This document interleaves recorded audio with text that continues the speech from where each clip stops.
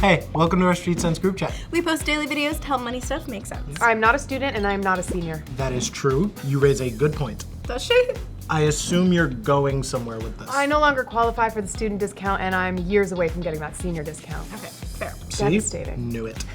You're not always gonna qualify for every discount out there. Sometimes you have to make your own. Yeah. DIY discounts. Yeah, I tried a DIY shoe cleaning recipe. Check it out. I love a good weight shoe, but I hate when they look like this. They're not the worst in the world, but they're dirty to me. Let's try a couple homemade solutions. First up, the laces. I soaked one in bleach and water, and I soaked the other one in baking soda, dish soap, and water. Once they were dry, results, same. On to the shoes. For the left shoe, I used straight up white toothpaste. No gel, just straight white toothpaste and a toothbrush. And if it doesn't work, I guess it'll at least smell good. After scrubbing, I let them sit for 15 minutes and getting the toothpaste off was a chore. Not easy. For the right shoe, I used a combination of hydrogen peroxide, baking soda, and warm water. I don't know why we have so much hydrogen peroxide in the house, but we do. Time to scrub. Then the shoe went into the sun to sit for 30 minutes. Removing this was way easier than the toothpaste. So which one came out cleaner? You tell me. From what I see, the hydrogen peroxide method worked way better, especially on the suede toe. Not sure I would do this again, to be honest.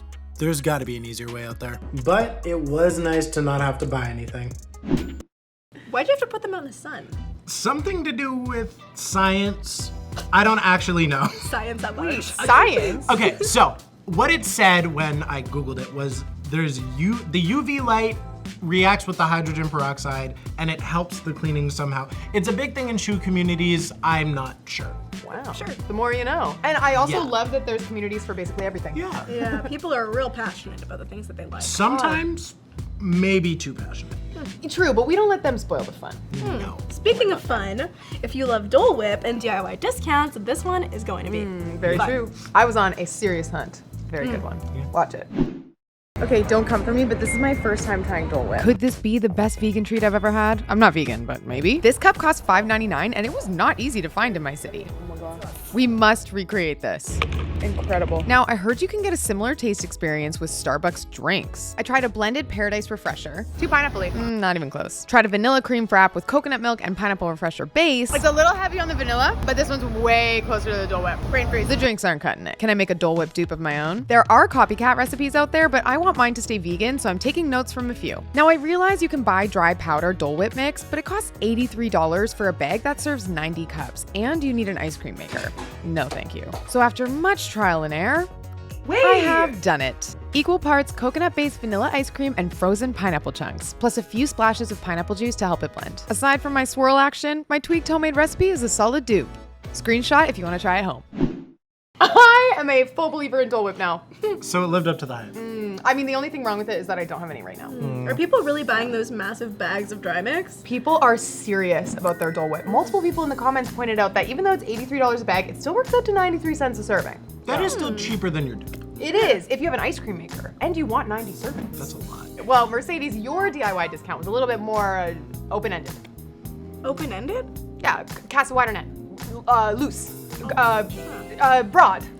I don't know if that's how I Okay. describe it. No? How would But- you describe it? I would say it's more about going straight to the source. Okay. Okay. The best DIY discount is the one you ask for yourself. Next! Hey, could I get a discount on this? There's a small stain on the side. I'm not sure. It's not up to me. Well, would you mind checking? Of course, one sec. Thanks so much. When I ask for a discount on a damaged item, I want to make sure that I can fix the damage by sewing or washing. If I can, that extra amount of work is totally worth it. And remember, be polite. Okay, so my boss said I can give you 15% off on this item as is. That's great, thank you so much. I got the discount this time, but if they say no, I won't push it.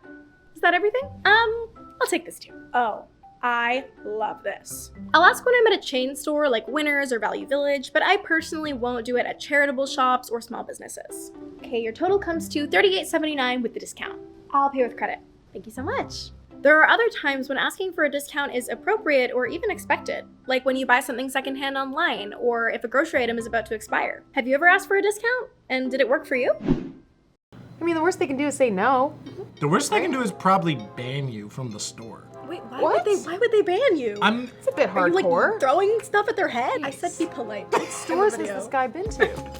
Anyway, we got some bonus suggestions in the comments. If you want more ways to save money, you can ask for a cash discount or see if they will price match a competitor. Yeah, exactly. It's not guaranteed to work, but it's worth a shot. And 10 to 15% here and there can really add up over time. Yeah, exactly. Nothing we said today is gonna give you a massive money-saving discount. Yeah, but just little bits over time. yeah, exactly. Yeah, It and adds I up. think one of the best places to learn these skills is right here on this channel. Yeah, on Street Sense, YouTube, TikTok, Instagram, 3 places I spend most of my time. Same.